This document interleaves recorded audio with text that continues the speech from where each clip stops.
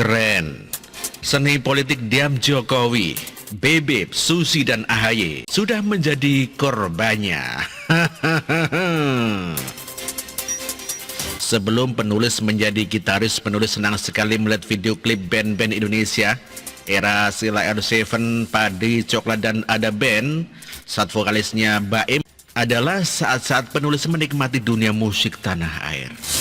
Saat itu ada sebuah lagu yang berjudul Bilakah dari Ada Band, di mana pada lagu itu pemain drum Ada Band hanya diam, tapi ikut nongkrong. Dalam video klip itu, penulis bingung kenapa ini orang hanya diam saja, apa gunanya dia di situ selain nampang doang. Setelah penulis mulai mahir bermain gitar, walaupun masih kalah jika dibandingkan dengan Alif Bata, penulis mulai sering bermain musik secara tim, sehingga penulis tahu bahwa dalam musik itu ada yang namanya dinamika harmonisasi. Berbeda dengan bermain solo gitar yang menampilkan skill dari awal sampai akhir, ketika bermain secara tim ada waktunya kita hanya diam, ada saatnya kita mengisi hanya part-part tertentu saja. Pemain band atau orkestra, baik dia mengisi part sedikit ataupun banyak, biasanya dibayar dengan jumlah uang yang sama. Kenapa sama padahal ada pemain hanya satu part, ada juga yang main hampir semua part? Jawabannya karena diam itu adalah juga seni. Silakan tanya kepada Erwin Gutawa atau mungkin Adi MS yang mudah ditemui di Twitter. Benarkah yang dikatakan penulis dalam orkestra karena banyak pemainnya, seringkali banyak pemusik yang hanya mengisi satu part saja dan sisanya mereka diam? Apakah bayaran mereka sama? Percayalah, mereka dibayar dengan jumlah yang sama. Karena dalam sebuah tim musik orkestra, diam itu merupakan seni juga agar tercapai dinamika dan harmonisasi. Bayangkan jika semua alat musik dimainkan dari awal hingga akhir lagu, hanya ada kebisingan dan kekacauan dari lagu yang dibawakan karena semuanya adalah bertabrakan. Begitu pula dengan politik. Sama seperti musik politik itu adalah seni. Ada saatnya kita diam, ada saatnya kita tegas dan keras kalau perlu membuat gaduh. Kata kuncinya adalah timing. Segala sesuatu ada saatnya, segala sesuatu ada bagiannya. Jokowi memahami hal ini. Hebatnya sejauh ini Jokowi masih fokus dengan cara mainnya itu yang seringkali membuat lawan kebingungan dan blunder sendiri. Korban strategi diam Jokowi itu sudah banyak. Di sini penulis akan mereview yang dekat-dekat saja kejadiannya. Yang pertama adalah soal Bebep. Dari awal kedatangannya banyak yang bertanya-tanya kenapa Jokowi hanya pelongo-pelongo, diam dan membiarkan Bebep petang-tang peteng-teng. Belakangan kita tahu bahwa Jokowi sedang membiarkan Bebep melakukan blunder-blunder terlebih dahulu. Bebep pun salah tingkah. Dia berbicara rekonsiliasi dan meminta Jokowi membebaskan tersangka terorisme seperti Abu Bakar dan ulama-ulama kriminal seperti Bahar bin Smith.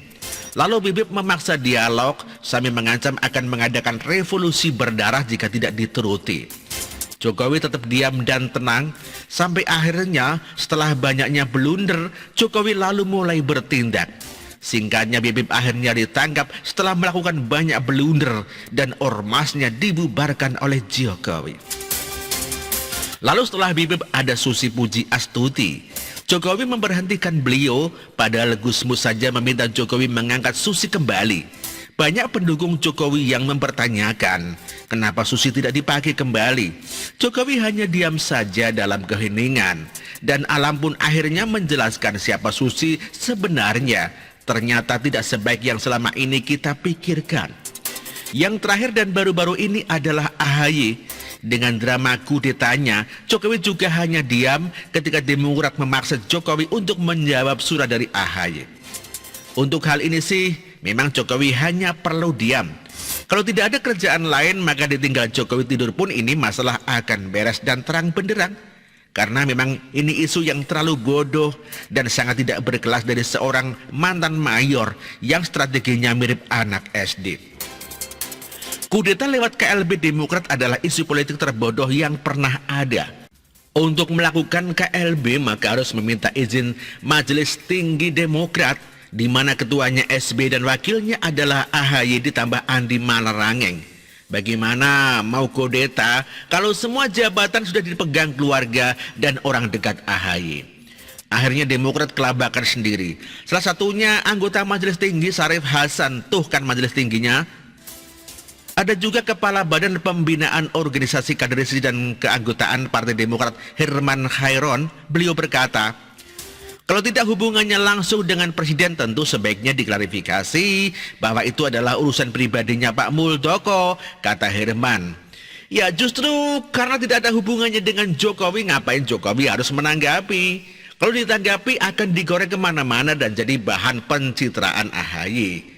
Untuk menjawab ucapan kader Demokrat yang tidak berkualitas itu, maka kalimat Mahfud MD sudah cukup, yaitu tidak menjawab statement atau tudingan orang dungu adalah jawaban terhadap orang dungu tersebut. Tidak perlu Jokowi sampai turun dan menjawab drama murahan AHY. Sang mantan mayor strategi anak SD. Begitulah kura-kura. Artikel ini ditulis oleh Jaya Wijaya. Terima kasih.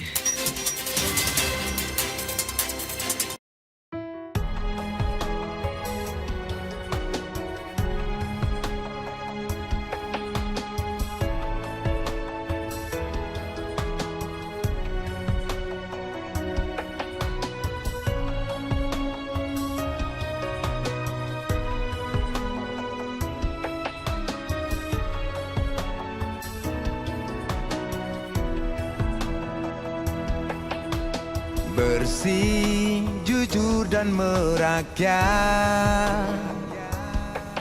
berbuat demi masa depan kami. Sosok pemimpin tegas pemberani,